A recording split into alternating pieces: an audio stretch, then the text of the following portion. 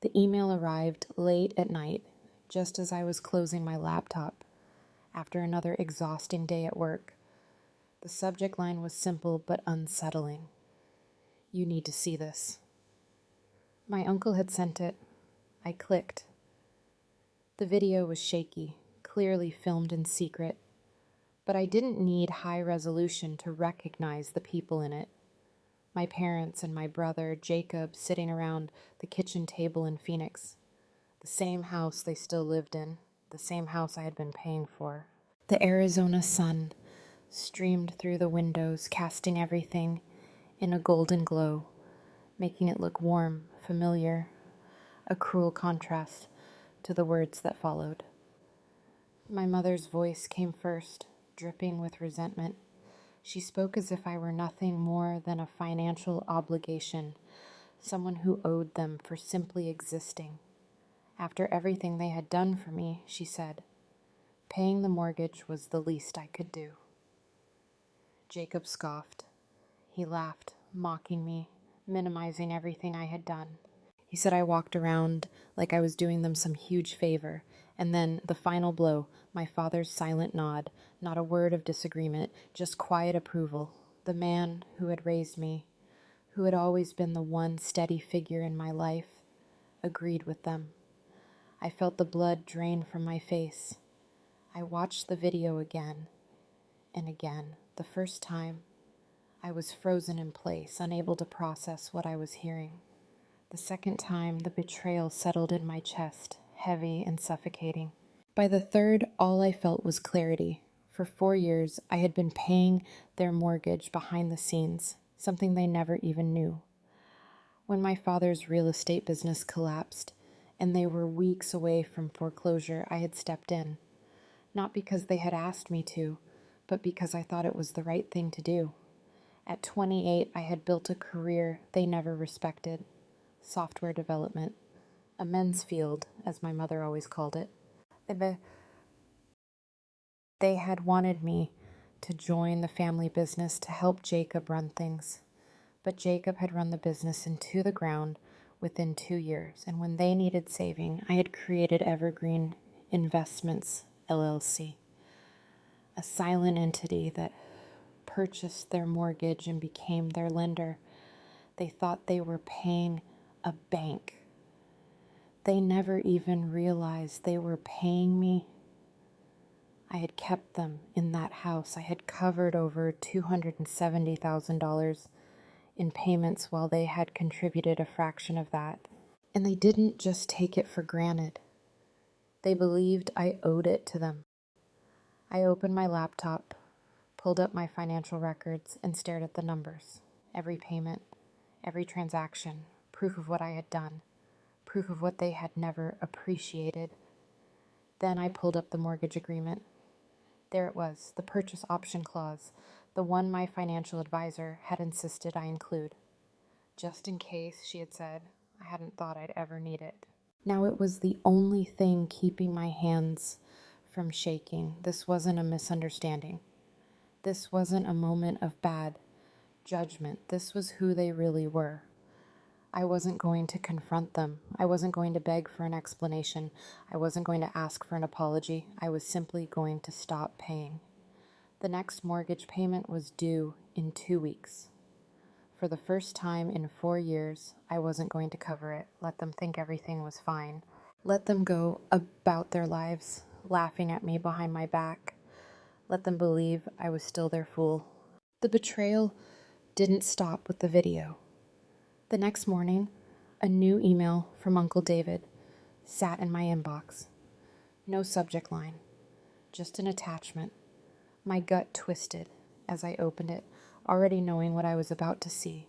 More proof of what I had ignored for years. A family group chat, one I had been deliberately excluded from.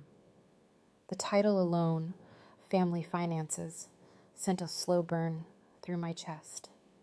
It had been active for 6 months and I had never been invited in. Message after message scrolled before me, each one another knife in my back. My brother, Jacob, complaining about me, saying I acted like my help was some grand favor. My mother agreeing insisting I had the money, so why did I make them work so hard just to get it? And then the worst part, they were planning to ask for more. My mother had started the conversation saying I had no kids, no real expenses. If I wasn't supporting a family of my own, why wasn't I contributing more? She argued that I owed it to them after all they had done to raise me. Jacob followed, piling on about his sacrifices, his hard work, his burden of keeping the family business running. He framed himself as the one holding everything together, while I sat in my high-rise Seattle apartment hoarding money. Meanwhile, the business was failing because of his incompetence. The hypocrisy stung, but the entitlement was what left me breathless. For 4 years, I had silently carried them. Every month, I made sure they never had to feel the weight of their own failures. I had done it not out of obligation, but out of love. And yet they had turned me into their villain. They thought I wasn't doing enough. A text popped up on my phone. My mother, a dinner invitation, a request to come home to discuss something important. The timing was obvious. They were preparing to ask for more, convinced I would cave under the pressure like I always had. The message sat there for a long moment before I responded. My fingers were steady. My decision had already been made. Sunday came too fast.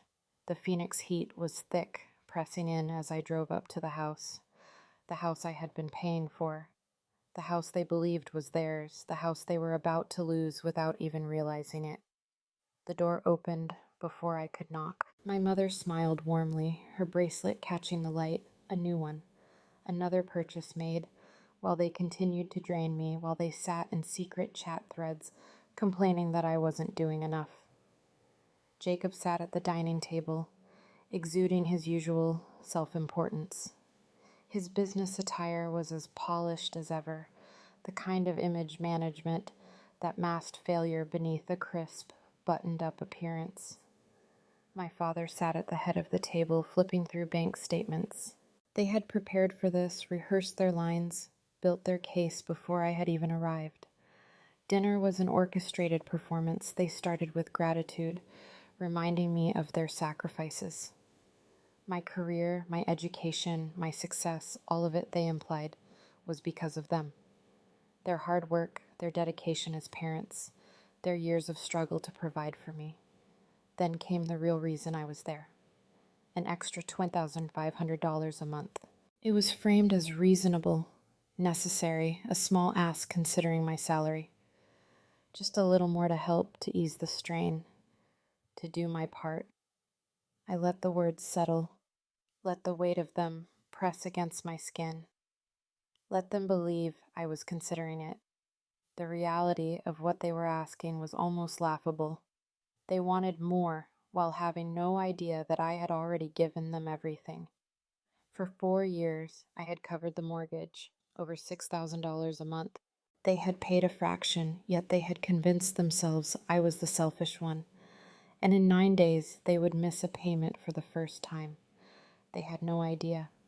I looked around the house, the home they had lived in comfortably, never realizing that every brick, every tile, every wall was still standing because of me. They had no idea they had already lost it. I ate my dinner slowly, listening, watching, absorbing every false compliment, every carefully placed guilt trip. They thought they had control over me. They thought they had maneuvered me into a position where I would feel obligated to give them more. But I had already made my decision.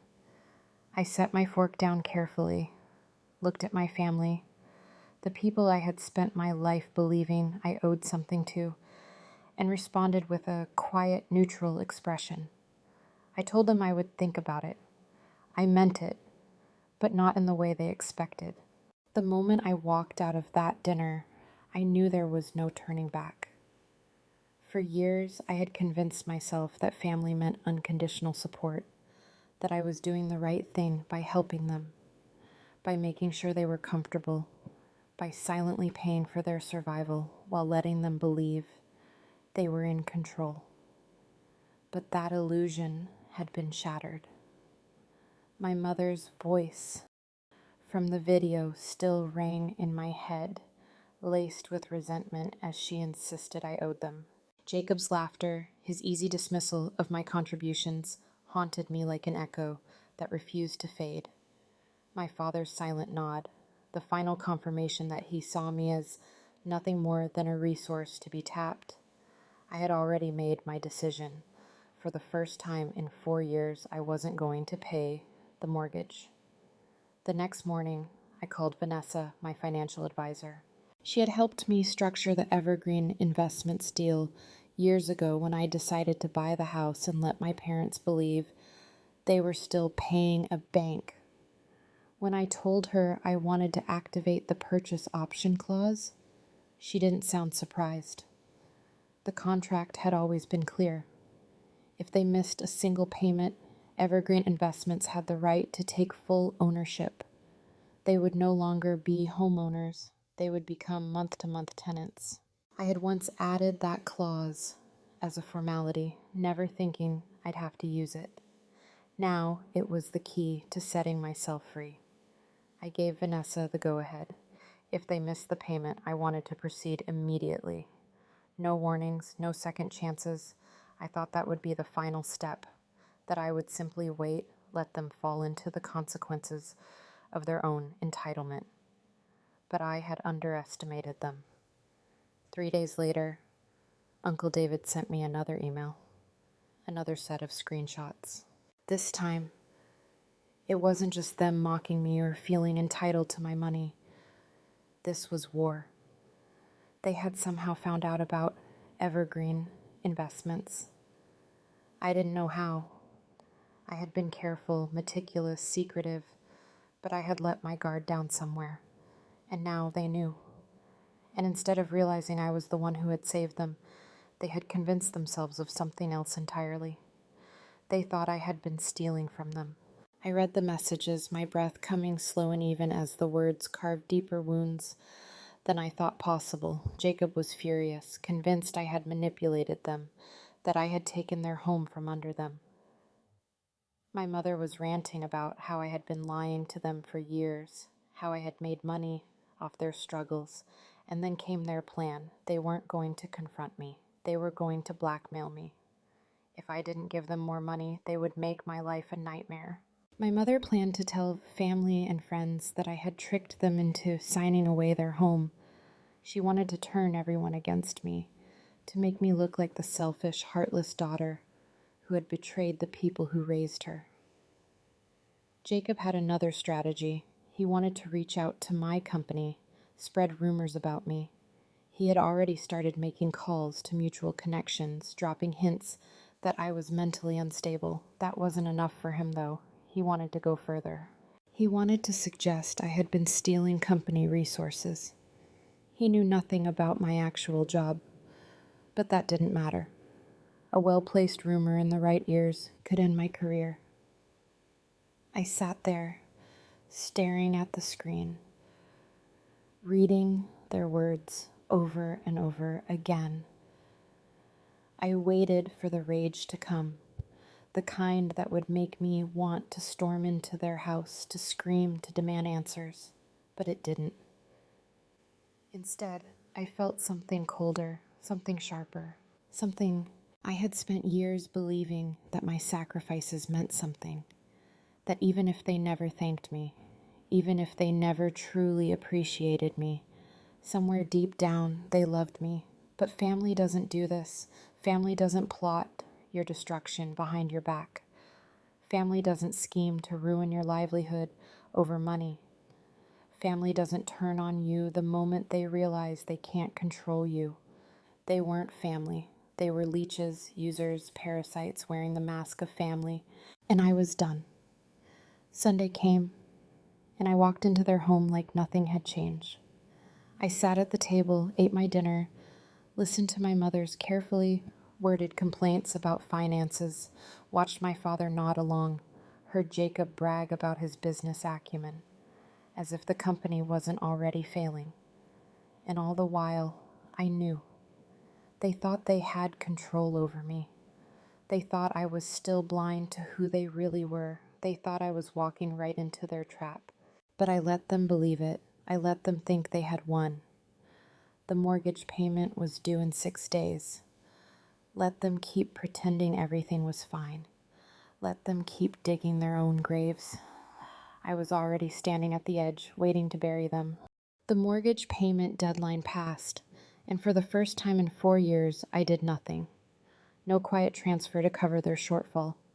No last-minute bailout to keep their world intact. I simply let it happen. At first, they didn't notice. They carried on as if everything was fine, living in a house they thought they still owned, spending money they didn't have, convinced that the unspoken arrangement would continue, that I would continue. Then reality hit. I can only imagine the moment they checked their account, expecting to see the usual confirmation of their mortgage payment, only to find an insufficient funds notice instead. The confusion that must have followed. The frantic checking and rechecking, searching for an error, a missing deposit, anything that would explain why. Suddenly, things weren't adding up. But there was no mistake. They had been overdrawn before they even pressed send. That was when the panic must have set in. The first call came from my mother. Her voice was steady, carefully neutral, but I knew her well enough to hear the controlled urgency beneath it. She wanted to know if I had thought about their request for more money, if I had considered giving them just a little extra to help out. She had no idea what had already happened. I told her everything would be clear soon. She must have taken that as a sign that I was giving in, that I was about to agree, that her carefully rehearsed approach had worked. She had no idea that the only clarity she would be receiving was in the form of a legal notice. I let the silence stretch over the next several hours, imagining their growing unease, the mounting frustration, the realization that something was wrong.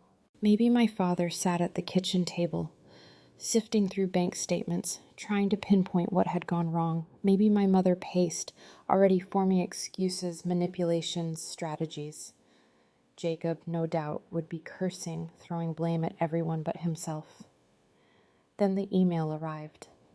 Evergreen Investments. My company, my decision, my power, had formally exercised its purchase option. The house was no longer theirs. The moment they opened that email, I knew they felt it. The slow, creeping horror of understanding. They weren't homeowners anymore. They were tenants, month to month, no security, no control. Their first response was disbelief. There had to be a mistake. They fired off messages demanding an explanation, demanding that I step in, demanding that I fix it. I let them wait. Then finally, I answered. I told them to check their email. And then, for the first time in their lives, they had to sit in silence. For years, they had believed they were the ones in control, that I was nothing more than a source of money, a resource they could extract from whenever they pleased, that I was bound to them, obligated, caught in an endless cycle of guilt and responsibility. They had never once considered what would happen if I stopped playing my role. Now they knew. My father was the first to call. His voice was sharp, calculated, the tone of a man who believed he could still negotiate. He told me there had to be a misunderstanding, that this was still their house, that I had gone too far. I reminded him that he had signed the agreement himself, that he had never even bothered to read it. My mother was next. Her voice was softer, layered with forced emotion, trying to pull me back in. She had sacrificed so much for me, she said. Didn't I remember how hard they had worked to give me a good life? Didn't I understand what family meant? But I wasn't the one who had forgotten what family was supposed to be. Jacob was the last. Unlike my parents, he didn't try to negotiate, didn't try to reason. He raged. Accusations poured from him like venom, filled with entitlement and desperation. I was the villain. I had manipulated them, I had stolen from them. I had planned this all along. I listened. I let him run out of words, let the silence swallow his anger whole. Then I told them the truth. They had 13 days to pay rent. If they failed, they would be evicted. There would be no renegotiation, no grace period, no more lifelines. They had made their choices, and now, for the first time in their lives, they would live with them. As expected, they tried to fight back. The first response was denial. They refused to believe this was happening. They called family members, distant relatives, anyone who would listen, trying to rally sympathy, trying to paint me as the villain. Then came the guilt. My mother left voicemails, her voice breaking, saying she never thought I could be so cruel. My father sent emails listing all the things he had done for me growing up, as if parenting had been some kind of transaction, something I was meant to pay back in full. I deleted every message, Then when guilt didn't work, they resorted to threats. Jacob was the first to lash out. He swore he would ruin me. He knew people in the industry. He could make calls, start rumors, tell my company I was mentally unstable, make it impossible for me to work again. It was almost laughable. He had spent his whole life believing he was the mastermind of the family, the one who controlled the narrative, but he was playing a game he had already lost. I had documented everything, every threat, every manipulation. I had been prepared for this, and the moment he tried to act on it, he would be the one facing consequences. Not me, not anymore. The mortgage was no longer theirs. The house was no longer theirs. And soon, even their presence in it wouldn't be theirs either. For the first time in my life, I didn't feel guilty. I didn't feel doubt. I felt free. For years, my family had lived under the illusion of control, believing I was trapped in their cycle of guilt, obligation, and manipulation. They never imagined a day when I would be the one holding all the power. That day had arrived. The moment they read the legal notice, the frantic calls started. My mother left voicemail after voicemail, her tone shifting from confusion to devastation, then finally outrage. My father's emails came next, short, clipped demands for explanations. But it was Jacob who reacted the worst. He was furious, unhinged. He sent messages laced with threats and entitlement, insisting that I couldn't do this to family, that I had no right to take away their home. I didn't argue, I didn't explain. I simply let them hear the truth. I had been their landlord all along. Everything they had mocked, dismissed, and ridiculed me for, my career, my independence, my choices, had been the very things keeping their lives intact. Every bill they had paid had gone to me. Every month they stayed in that house had been because I allowed it. The weight of that reality hit them all at once. Their final attempt to fight back was as desperate as it was pathetic. First, they tried to challenge the legality of the contract.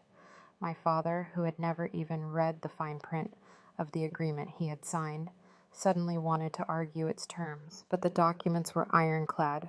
Every signature, every clause, every detail had been carefully structured and legally binding.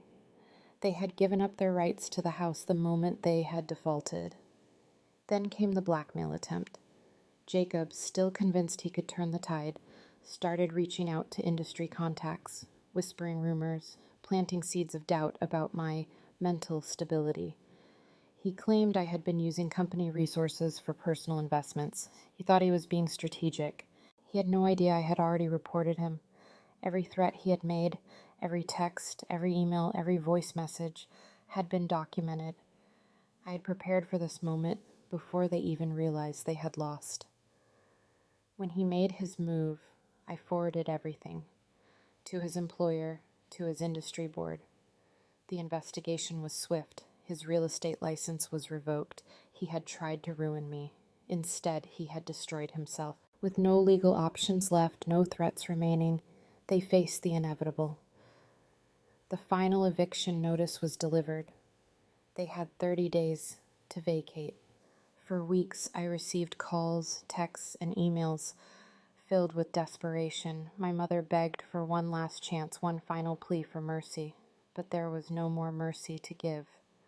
For 4 years, I had carried them, sacrificed for them, protected them, only to be treated like a burden, like an afterthought, like an ATM. Now they would learn what it felt like to stand on their own.